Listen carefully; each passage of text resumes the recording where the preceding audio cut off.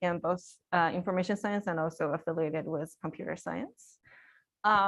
Today, I want to talk to you about AI and humanity on the ground. A bit of a context. I am a designer. I design human AI in action. What does that mean? I don't invent AI algorithms, but I take the latest algorithmic advances from AI research and see what kind of thing we can build. And I also don't develop ethics or social science theories, but I take research from those communities and see what are the potential harms that we need to consider when we design these applications, and we put these applications in real world context and see what additional lessons we can learn and can feed back to those communities. So today I want to spend some time on one specific case study. And from there, I want to talk about some lessons we learned in the process with regard to AI and humanity. This is from quite a few years back. A group of biomedical engineering researchers came to talk to us, and they want to build an AI that helps with one of their most difficult clinical decisions, that is, whether and when to implant an end-stage heart failure patient with an artificial heart. Artificial heart is a mechanical pump that you put into the patient's heart and pumps the blood for them when people have really severe heart diseases. There is a tube coming out of the patient's body linking to an external battery, and the patient will need to carry that battery and take care of that wound for the remainder of their lives. As you can imagine, there's huge medical risks associated with this open heart surgery and recovery. And also it involves a huge lifestyle change. You'd better remember to charge that battery.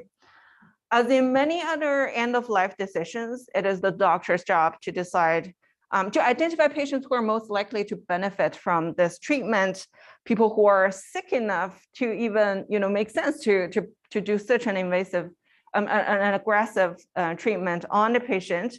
And but also the patient should not be too sick, otherwise they cannot survive the open heart surgery. So there is this very tricky task of identifying this right window of sickness and right time to implant. And this is a very difficult decision.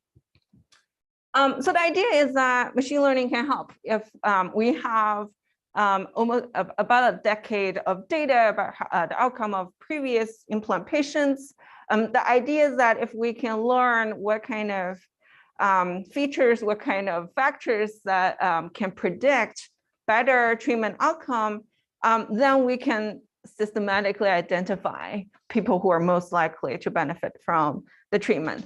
These systems, here's a screenshot from such a system from 2008, and I have to say systems today look roughly the same. So you put in a list of patient variables in the electronic medical records, and then you click enter, and you see predictions of the likely outcome of this surgery. Now, over the years, we have research has repeatedly showed that doctors don't use this kind of system. Among the many buttons and many functions in the electronic medical records, this is the least used one. Not an easy achievement to reach. And a common complaint is that their experiences are better than AI. And I think they have a really good point. One of the things when we work with those doctors, the doctors very often ask is, are these outcomes, are these previous outcomes based on my best effort? I performed less well if I had a fight with my wife last night. And this kind of nuances might be very strange for us, for people who build AI systems, but for doctors, they really know it. They know all the limitations of the data set. On top of that, they know there are limitations of the AI, so they really resisted this kind of systems. So our goal is just trying to find that kind of middle ground. Like, how can we make these systems useful, knowing that there have been problems among the doctors, like human decisions, but also to understand how they can complement each other. So we went to 3 hospitals across the US, and we spent about 14 full days in their advanced heart failure programs, observing how these clinicians take care of patients and make decisions. I think, well, we found many barriers that would prevent this AI from being useful. But one of the key takeaway for us was there is just really a lot of human messiness in that decision. I'll give you one example. So one of the clinical guidelines is that the patient should be given more consideration if they have a spouse, if they have someone who can take care of them in this recovery process of the open heart surgery. So the doctors would be struggling with, for example, I know this patient is about to have a divorce, but on paper, this person is still married, so it actually meets the standard to have this, to be eligible for this treatment. Do I tell it? Do I tell them or not? These are the very human decisions that the doctors try to make. And the way they make this decision is not that, let me see whether this fits the guideline or not, or how ethical it is to, manipulate a little bit about that person's marital relationship. Instead, they're thinking, how can I save this patient? This is a last stop treatment. If I say no, this patient go to palliative care. So for them, the decision is not really to consider eligibility. They're considering, do I have a better alternative? If no, maybe I should just try it, regardless how high the risk this treatment is.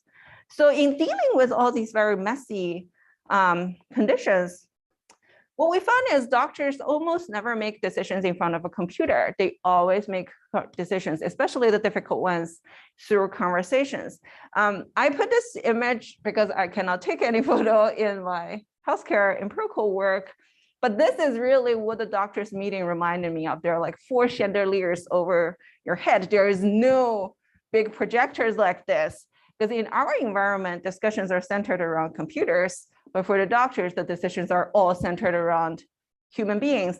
And the human beings are, the clinicians in this case, are working in a very hierarchical organization. People who are attending physicians, people who have the power to sign off clinical decisions sit on one end of the table, and then you sit according to ranks. So people who, the social workers, the nurse practitioners, the interns who actually take care of the patient in and out, almost 24 hours a day, those people sit in a very far end of the table and they don't get much to say in the meeting, even though they really have very sort of felt understanding of what this patient condition has been. So with all these insights in mind, we started to consider a different kinds of AI.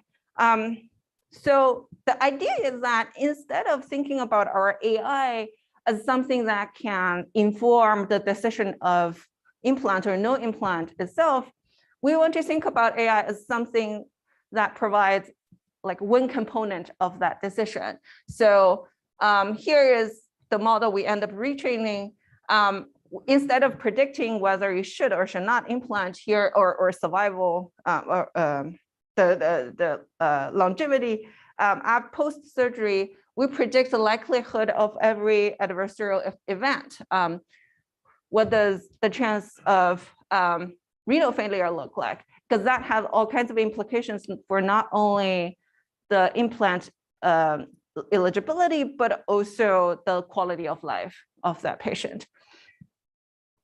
And we embedded this machine learning prediction, it's in a corner here, into this meeting slide.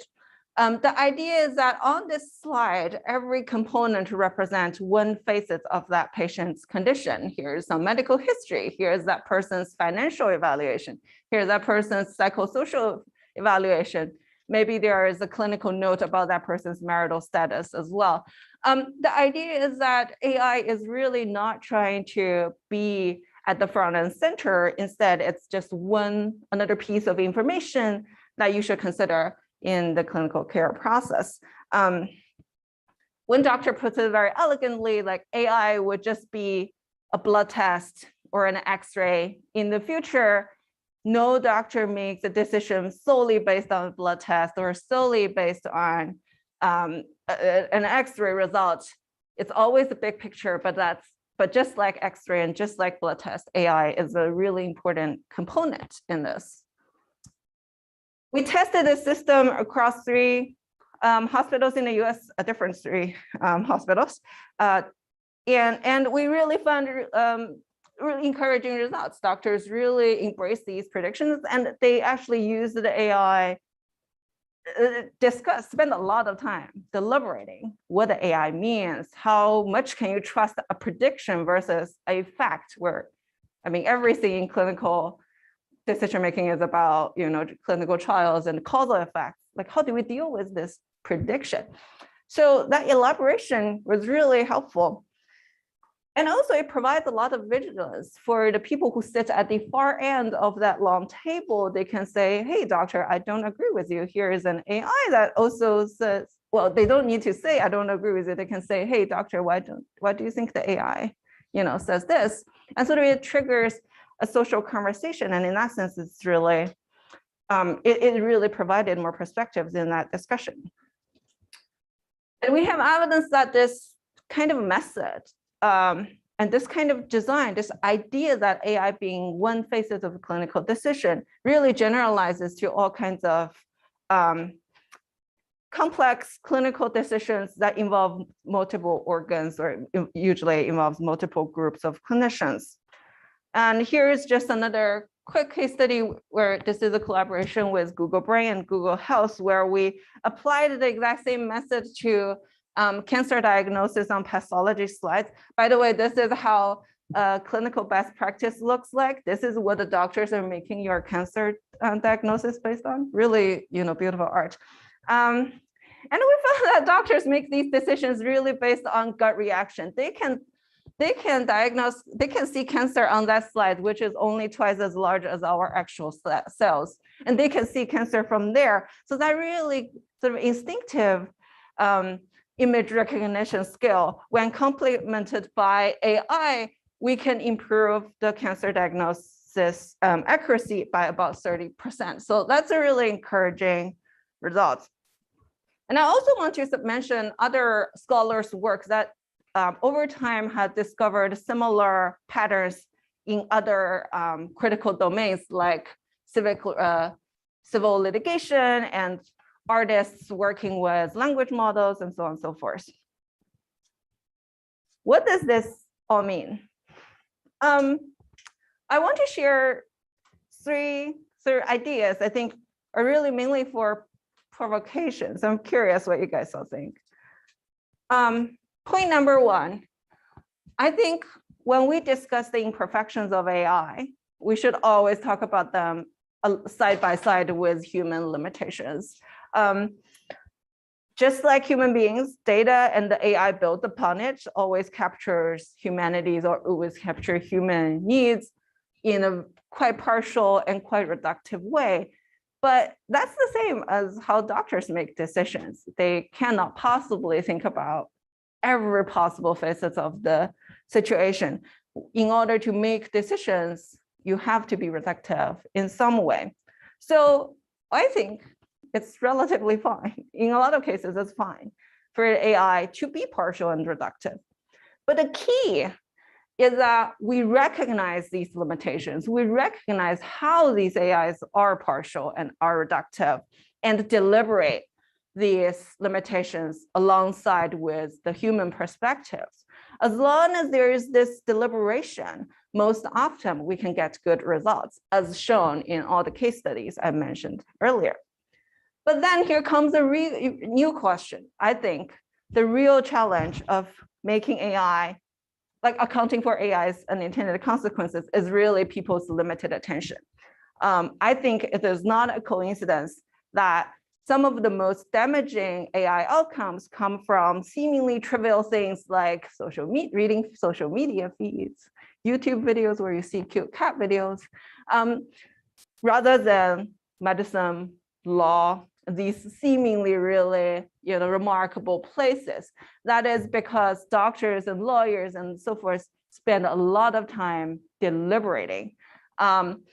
They recognize the AI's limitations and when they are open enough to use it, they know how to put it in perspective with their own with their personal understandings. But in a lot of other cases, people don't have the attention, people don't deliberate, or people cannot even imagine how the AI can be wrong.